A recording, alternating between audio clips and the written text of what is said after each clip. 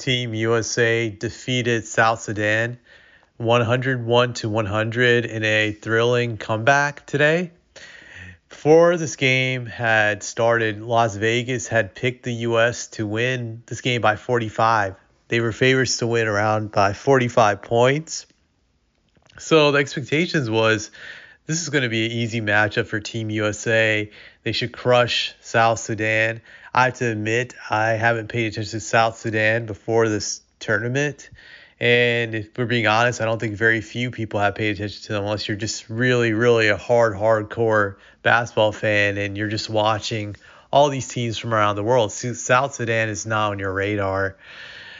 But I have to admit, I just bought into just the expectations, which is that South Sudan is probably garbage, since historically the African countries tend to be not so good in these tournaments. Like I think Nigeria once beat the USA a few years ago, but they tend to be the weakest competitors compared to the European countries. But obviously South Sudan was very competitive in this game, and they nearly pulled off the upset. So you had to give them credit for that.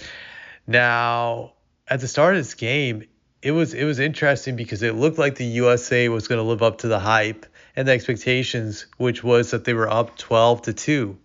They jumped out 12-2.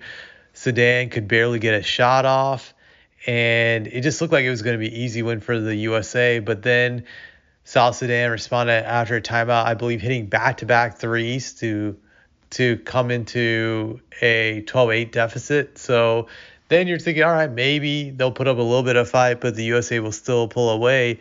But South Sudan went on a ridiculous run after that, where I believe that they were up by 14 points at halftime. It was just insane.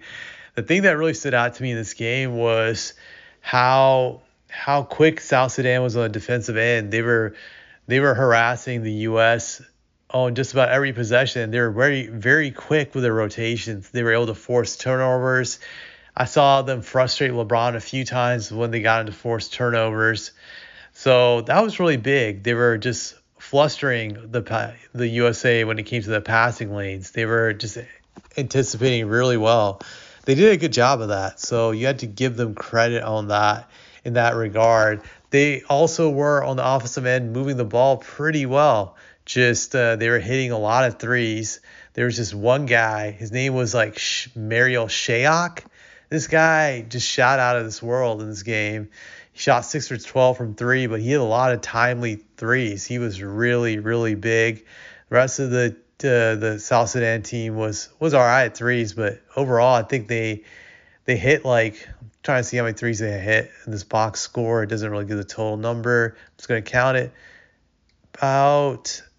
About 10 3-pointers. So they were big from 3-point range. The US not so much outside of LeBron. He shot great in this game, 7 for 10 from 3, but they hit timely threes throughout the game, and they got a lot of defensive stops just by their quickness. They have quick hands. I think that really took Team USA off guard. I don't think they were expecting them to be as quick as they were, and their quick hands just dealing with it, it flustered them and it took them off guard.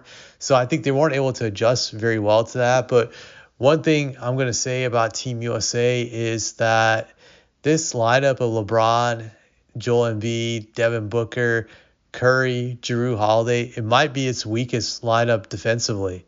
That whenever this group is in together, at least in this game, South Sudan was able to get easy buckets just by moving the ball around. And especially in the paint, I think Joel Embiid is not good at defending the rim at all. And South Sudan would take advantage of it whenever he was in the game. It's like they would go on a run. Same thing with LeBron. I think there's glaring defensive weaknesses with that lineup. I think Curry, LeBron, and Joel Embiid are like black holes on the defensive end. They're liabilities, to be honest. Devin Booker's average at best as a defender, so Jrue is really the elite defender in that lineup.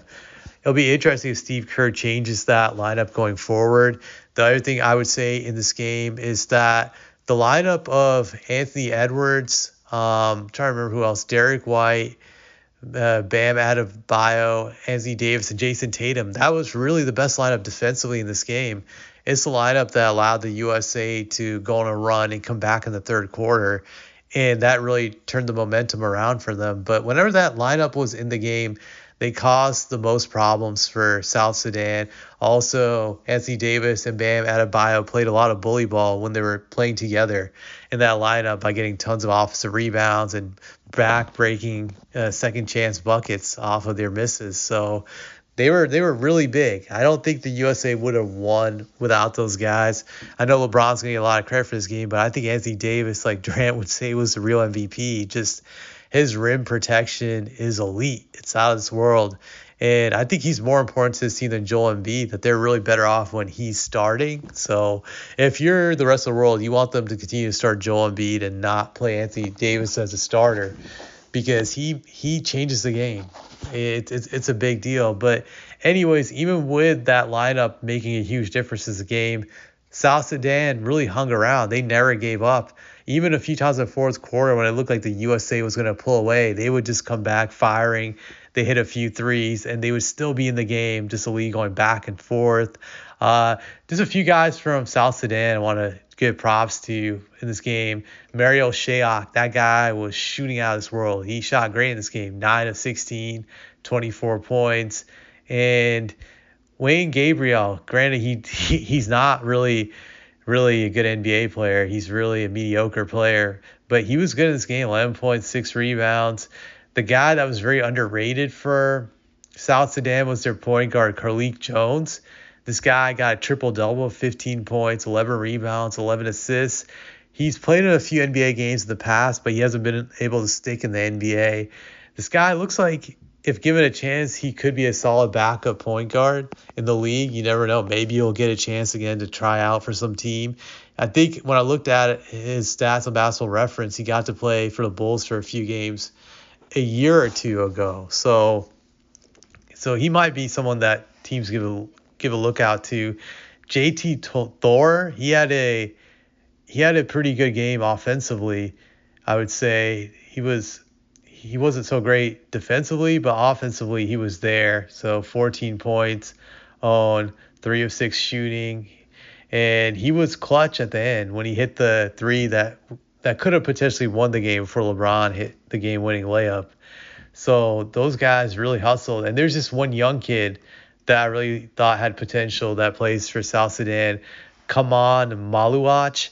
This guy's like 7'1", 7'2". He's only 17 years old, and he's going to go to Duke, I think, next year. This guy looks like he has some potential. It'll be interesting to see who he becomes when he plays for Duke. But he has some good athleticism, and he has a really good jump shot from what I saw in this game.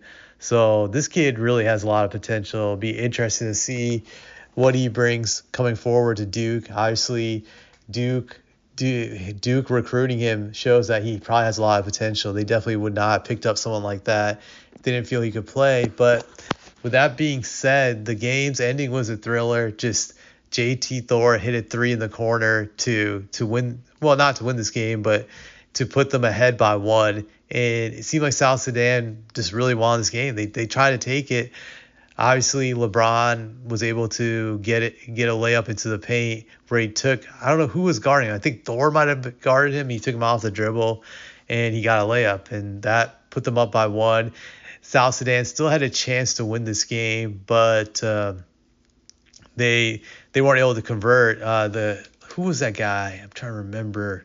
Carlik Jones. Yeah. Their point guard, Carlik Jones, drove into the paint, and he went for a floater, but Anthony Davis was right there. He contested immediately. Still, Jones got off the floater, but it was a hard miss. It hit the backboard really hard. I think Jones felt rushed because of Anthony Davis. He missed the shot, and then Gabriel got the rebound, tried to put it back in there. It looked like he could have been fouled by Anthony Edwards, but it could have gone either way. So it is what it is. But like I said again, I thought Anthony Davis was really the MVP of the game. Even at the end, I know some people say LeBron put them ahead by one, but if it wasn't for that defensive stop he had on Carlik Jones, I think they would have lost the game, Team USA. But he won't get the credit, just like he doesn't get the credit with the Lakers. Whenever they have a decent amount of success, it just goes back to LeBron. But is what it is in that regard. Now, if you're USA, you have to be concerned about this game. I think they were very lucky to beat this team, and I don't think South Sudan is even the best team that they'll face in this upcoming Olympic tournament that they're playing in. Some team could upset them. It wouldn't surprise me at all. Their starting lineup has so many defensive weaknesses that I do believe it can be exploited if they come across the right opponent. So USA has some questions to ask themselves, like, do they want to go with this defensive lineup going forward, or do you switch it up? Do you put Anthony Davis in the starting lineup? Do you add another defender in there? I think that's the questions that they have to ask. The USA's biggest advantage, obviously, in my eyes, is just their depth. No team has the type of depth they have, but they can be had. I really do believe that defensively, that they have weaknesses in the starting lineup. I think the other thing that's going to be overshadowed is LeBron in the sense that he won this game, but I thought he also hurt them in a way because he's such a ball stopper, that he's a ball dominant player. It slows them down offensively, and guys can't get into another rhythm. Embiid does not play well with him, and I think that's really going to be an issue going forward. I actually thought South Sudan did better when LeBron was on the court versus when he wasn't, just because defensively he's not what he used to be, and offensively he slows down the offense. He's not really a guy who can play off the ball. He's a ball dominant player. So that really messes things up. I think that's going to be a problem going forward. With that being said, USA is still the favorite to win, but I think there's a high chance some team will upset them during the Olympics.